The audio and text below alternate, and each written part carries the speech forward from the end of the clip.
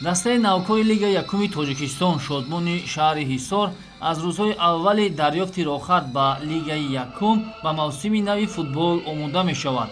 Ин тими футбол, ки баъд аз 10 соли парешонӣ дигарбора бо дастгирии мақомоти иҷроияи ҳокимияти давлатии шаҳри Душанбе эҳё карда шуд, дар соли аввали баромадаш дар байни дастаҳои Лигаи дуюм натиҷаи назаррасро нишон дода, мақоми сеюм ва барандаи медалҳои биринҷии мусобиқа гардид.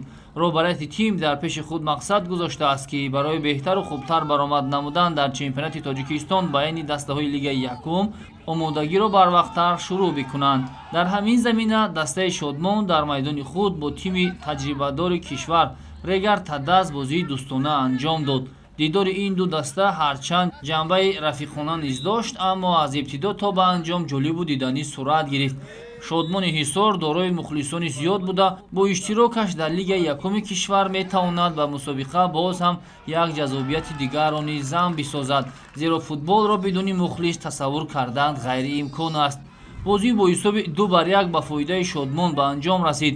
бояд гуфт, ки роҳбарияти даста бо дастгирии мақомоти иҷроияи ҳокимияти давлатии шаҳри Ҳисор ва ҷавонони бо нангу номуси ин минтақа мақсад доранд, ки ҳайати хешро комил сохта бозингарони соҳибистеъдодро ба ҳайати аввалия ҷалб созанд. ҳамзамон мураббии кордону таҷрибадор низ ба даста кӯмаки худро расонида метавонад.